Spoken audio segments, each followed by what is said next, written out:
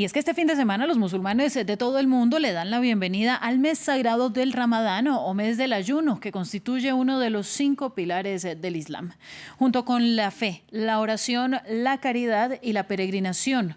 Esta celebración, que marca el noveno mes en el calendario islámico, recuerda el momento en que, según los creyentes, el Corán fue revelado al profeta Mahoma.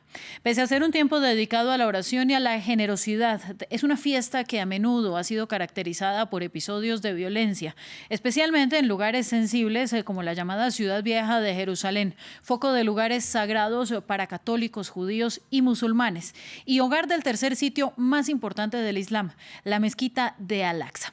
Este año no es la excepción y las autoridades de Israel están en alerta máxima, ya que desde la semana pasada una serie de atentados de ciudadanos árabes han dejado al menos 16 fallecidos. Vamos al análisis y para ello está en directo América el imán Marwan Will, presidente de la comunidad musulmana Ahmadía en Argentina. Imán, gracias a usted por estar con nosotros y vamos a empezar con un poco de contexto sobre la violencia. El año pasado hubo enfrentamientos nocturnos entre palestinos, policías israelíes y colonos. Las amenazas de desplazamiento de los palestinos en Jerusalén Este, las redadas policiales en la mezquita de Al-Aqsa y la prohibición de las reuniones nocturnas en la puerta de Damasco terminaron en una guerra de 11 días entre Israel y los militantes de Gaza. Más de 250 palestinos fallecidos y más de 13 fallecidos en Israel. ¿Qué tan factible es repetir un episodio tan violento este año? Sí, estoy totalmente de acuerdo con tu análisis y creo que mientras que no haya justicia, es difícil establecer la paz. Y con eso me refiero a ambos lados, a ambas partes. El Islam enseña y prohíbe categóricamente la matanza o la violencia contra personas civiles, contra personas inocentes. El Corán hasta tal punto que aclara que quien mata a una persona inocente es como si hubiera matado a toda la humanidad. Entonces el ataque, la matanza, el terrorismo contra personas civiles, contra personas inocentes, no se puede justificar en ninguna circunstancia. Pero por otro lado, obviamente, para establecer paz y vivir en armonía, en cierta convivencia pacífica, se requiere un estándar alto de justicia.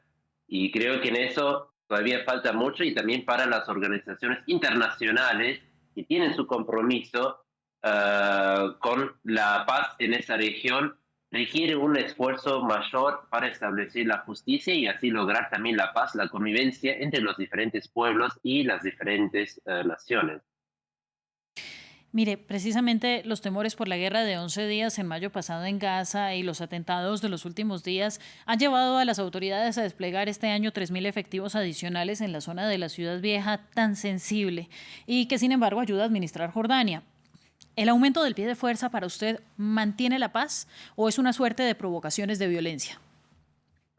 No, para mí eso va a provocar más agresiones y va a llevar a otras, lamentablemente, por ambos lados, un agravamiento de violencia o de agresión.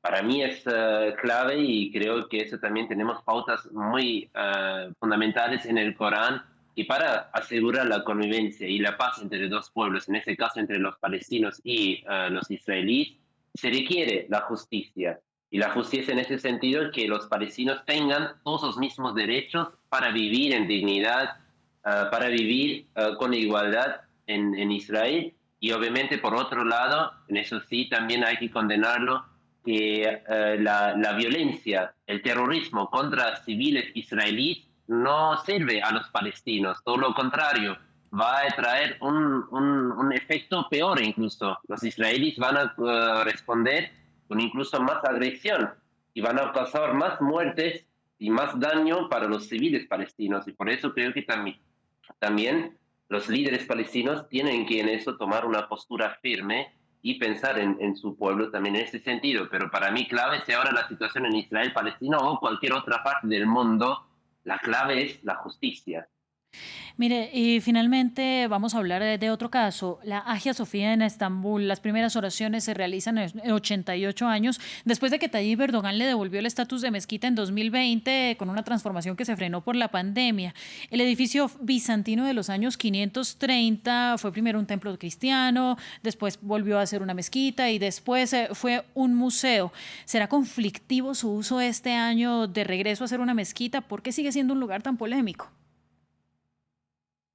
En realidad eso es como, no es un asunto religioso, sino que fue más una decisión política del presidente Erdogan, porque el Islam, o para aclarar desde las fuentes del Islam, hasta tal punto el Islam enseña preservar y respetar a cualquier lugar de culto, sea una iglesia, una sinagoga o un lugar histórico, como fue en el pasado un museo.